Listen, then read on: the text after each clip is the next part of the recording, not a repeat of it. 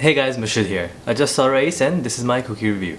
Now, before I saw the review, the trailer of Raees, which I reviewed and was taken down by Lal Mirchi, was enticing. I'm not gonna lie, it made me want to watch this movie in theaters. So I was definitely looking forward to watching it. However, the ending was spoiled by a very good friend of mine. A good friend of mine. An acquaintance. But even after knowing the ending, I still went to watch it. By the way, the light keeps changing because I'm in front of a window and the clouds keep coming and going in front of the sun, so hence try to ignore it like this. For those who don't know the story, it's about Raees, played by Shahrukh Khan, and how he went from a guy selling alcohol during Prohibition to becoming a kingpin of bootleg alcohol and somewhat of a mobster, Robin Hood. The rest of the story is a cat and mouse game between him and the ACP, played by Nawazuddin Siddiqui. Man, Shahrukh Khan looks really old. I mean, when he was chilling with the young guys and they were trying to portray him as this fresh young blood coming into the business, he actually looked much older than the guy who supposedly took him in when he was just a kid. There are a few spoilers ahead, so if you want to skip them, move ahead to this time slot in 5, 4, 3, 2, now. I feel this movie was kind of on a fast forward. There was a lot happening in the story.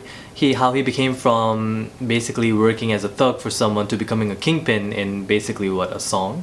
When he decided to start his own business, why did his previous boss simply let him? I mean, sure, he mocked him for not having enough money, but when he did have enough money, he didn't really do anything after that. I thought having your own turf, your own men, was kind of important in this business. But the mobster and the whole mahalla knew what Raees was doing and they just let him without any consequences, really.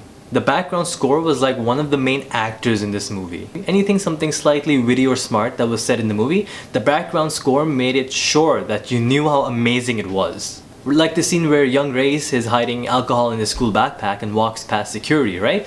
It was okay, but the background score made it seem like it was the best heist in the history of the universe.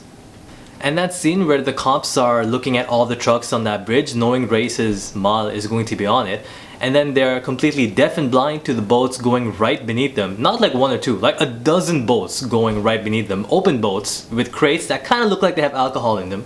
Hell, Raees himself is standing in front on top of the boat, screaming and yelling success and high-fiving and hugging the guy. The music again made it seem like they got away with such a brilliant, foolproof plan. What if the guy just looked over? It was kind of in the open. And the ending, I mean, even though I saw it coming, it didn't really match the personality of the ACP. I mean, he was always by the books, by the rules. He was ethical, right? So what made him change? Why did he go off the books for Raees specifically? It was a whole cat and mouse game throughout the movie, so why ruin it like that in the end?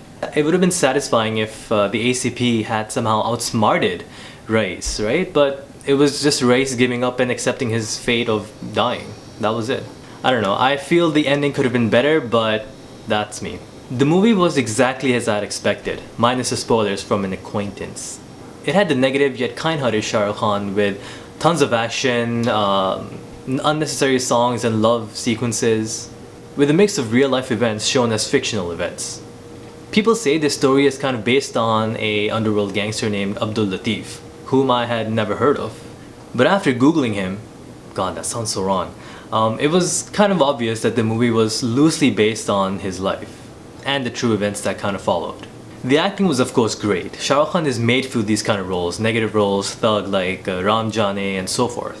However, the one that shined in the movie was, for me, Nawazuddin Siddiqui.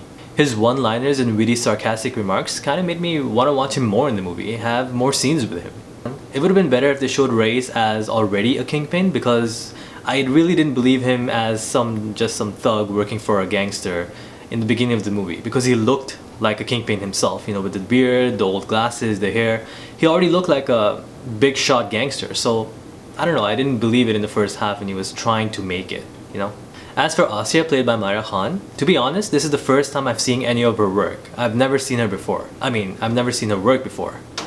She was okay. She didn't really have that much role in this movie, to be honest. Maybe it was cut out, I don't know. But even if her entire role was cut out in the movie, it would have made no difference to Raees at all. As I've said this multiple times before, if you don't need a love story or romances, don't force it on the audience. It was really obvious it was forced. The songs were really unnecessary. You know it's unnecessary when half the audience leaves to go to the washroom during the songs. And the romance between Raees and Asya were kind of awkward. I mean, they had no chemistry whatsoever. Shahrukh Khan was doing his thing, but Asya felt a little reserved, you know what I mean?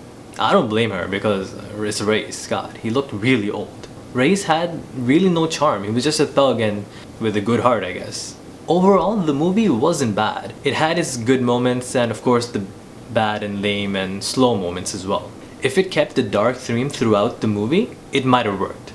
But they added the love story, they added romances, and that just kind of ruined the flow of the movie itself. But that's Bollywood.